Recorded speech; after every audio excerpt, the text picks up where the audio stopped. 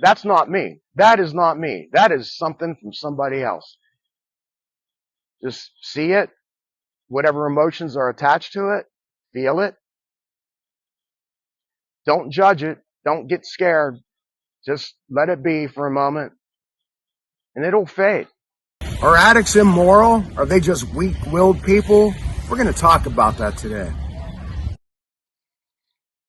You know, in our society, people who are addicts or who have bad habits, even like smoking cigarettes, which are still addicts, are judged by other people in society as being morally reprehensible or weak-willed.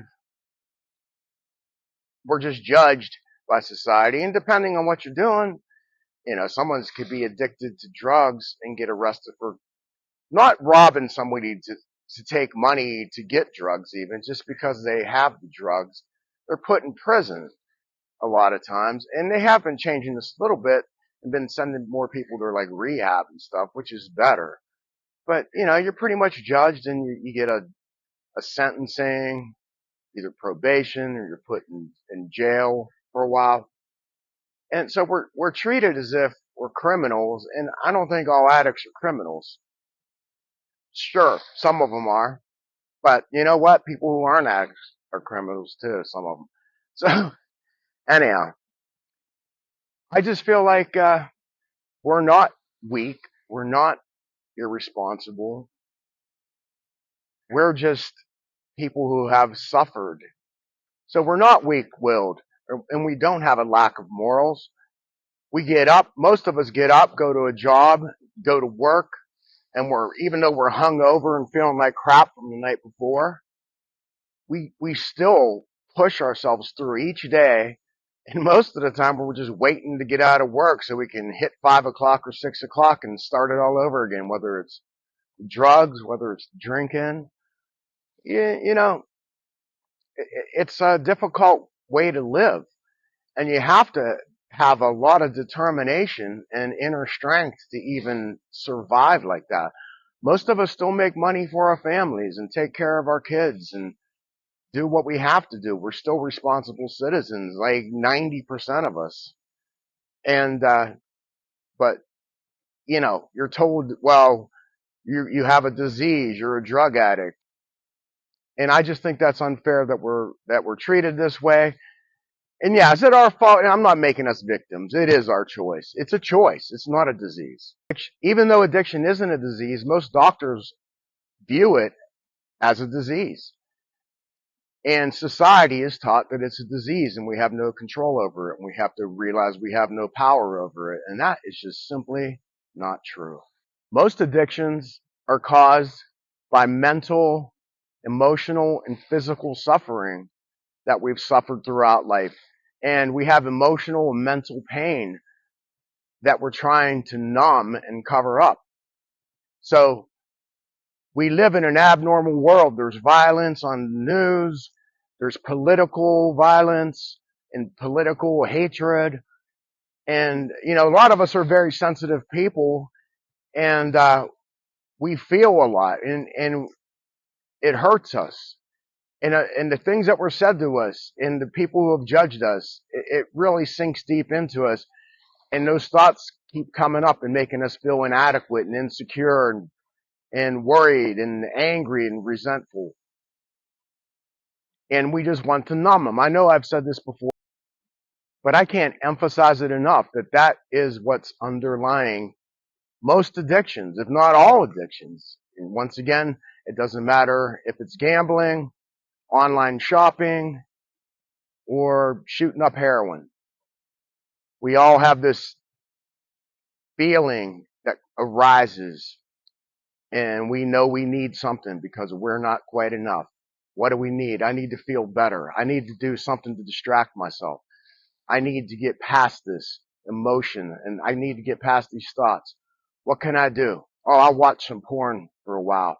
That'll make me forget about it. And we all go through that. And it doesn't matter what kind of addiction or bad habit that you have. Even smoking a cigarette. All of it. I know it's hard to believe, but smoking a cigarette raises your dopamine levels to that of watching porn, or even higher. I know you wouldn't think that, but it's true. So, and that's it. You get a big spike of dopamine, a big spike of serotonin, and then it levels off. And what happens? You have to come to a crash. Your body has to come to homeostasis. So you come down and cortisol is released. Cortisol creates anxiety, depression, negative thoughts. Most of the suffering that we endured happened from the third trimester in our mother's stomach until the age of 7.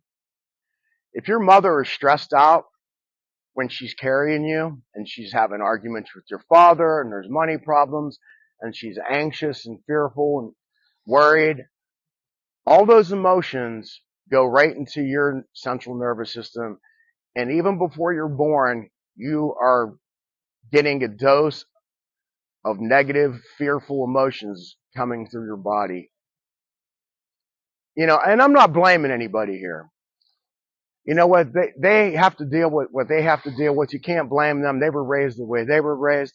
So I'm not pointing fingers. I'm just stating facts that now they actually realize that even before you're born, you're feeling emotions. And if your mom's happy and feeling great, you're going to be feeling like that too. And if she's not, you're going to be feeling the opposite.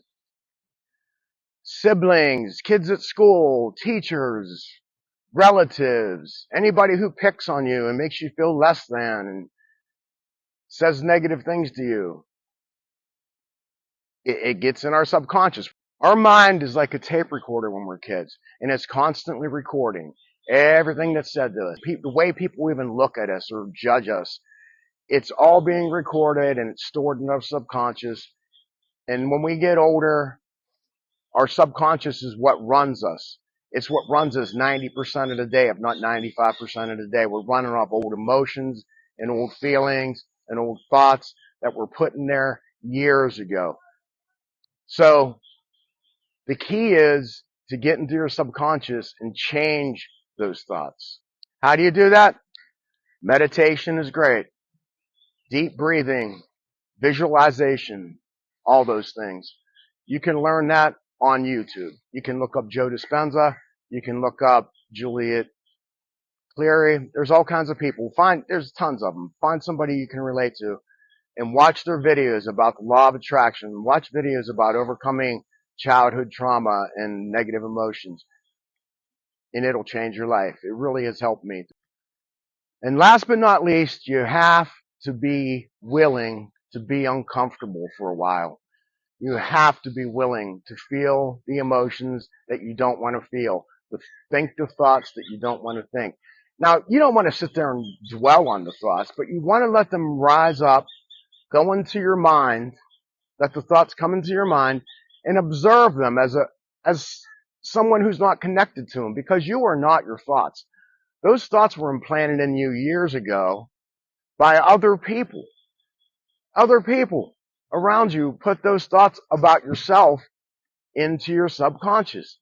So if you were told you were worthless, if you were told what's wrong with you, that's not you saying those things to you. Those are old things that were said to you from long ago. So let them rise up and just observe them and say, that's not me. That is not me. That is something from somebody else. Just see it. Whatever emotions are attached to it, feel it. Don't judge it. Don't get scared. Just let it be for a moment, and it'll fade. And as it fades, you release it. And that may happen more than once, of course, but every time that happens, let it go. And it gets weaker. It's like the volume gets turned down on that. The strength and the loudness of that thought and those emotions gets turned down, and it starts to dissipate.